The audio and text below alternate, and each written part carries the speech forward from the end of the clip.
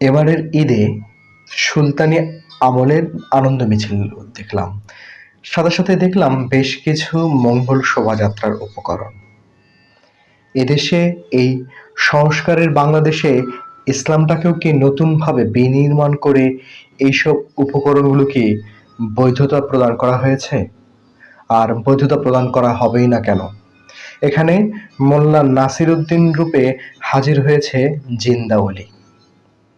ধর্মের ব্যাপারে যদি সামান্যতম জ্ঞান অর্জন করে থাকি, সেখান থেকেই বলার চেষ্টা করছি ইসলামে কখনো এই ধরনের আনন্দ মিছিল বৈধ নয়।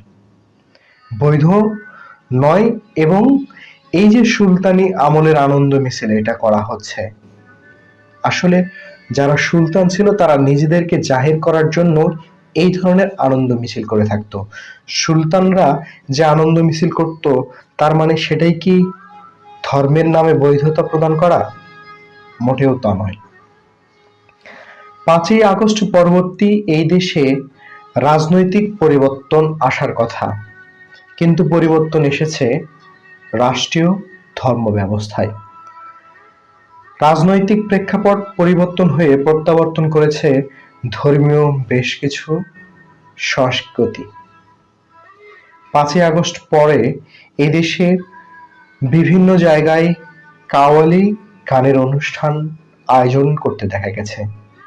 প্রশ্ন হলো যে 5ই আগস্ট পরে ইসলামে কি নতুন করে এই কাওয়ালি বৈধতা প্রদান করা হয়েছে, নাকি পাকিস্তানের পছন্দের গানগুলোকে আমাদের দেশে বাজানোর চেষ্টা করা হয়েছে?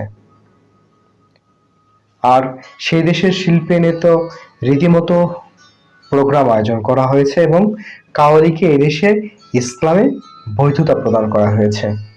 ভার্সিটিগুলোতে বিভিন্ন শহরে উপশহরে এক নাগাড়ে চলতে থাকে কাওয়ালি অনুষ্ঠান। আর এবারে দেখলাম ঈদে সুলতানি আনন্দ মিছিল। এটাও কি ইসলামে নতুনভাবে সংযোজন করা হচ্ছে? এই কি তাহলে ইসলাম বিনির্মাণের চেষ্টা? মোল্লা নাসিরউদ্দিন আজ থেকে অনেক বছর আগে মারা গেছে। তিনি কি বাংলাদেশে এইভাবে নিজের ভাবমূর্তি উজ্জ্বল করার চেষ্টার জন্যই সেই সময় গল্প, রসাত্মক, ব্যঙ্গোক্তি বিভিন্ন কিছু করে নিজেকে উপস্থাপন করেছিলেন? নাকি এই মোল্লা নাসিরউদ্দিন রূপে এদেশের কিছু জিন্দা অলিরা ইসলামকে পুনর্বাসন করার চেষ্টা করছে? ইসলামে কখনো এই ধরনের কোনো কিছু বৈধতা নেই। আমাদের দেশের প্রেক্ষাপটে মানুষকে একটু স্বাধীনতা দেওয়ার নামে আপনি যা ইচ্ছা তাই করবেন, কোনো সমস্যা নেই। এখন নতুন করে এই যে ধর্মের নামে বিভিন্ন প্রোগ্রাম চালিয়ে দেওয়া হচ্ছে, এটাও কিন্তু ইসলাম বিনির্মাণেরই একটা প্রচেষ্টা।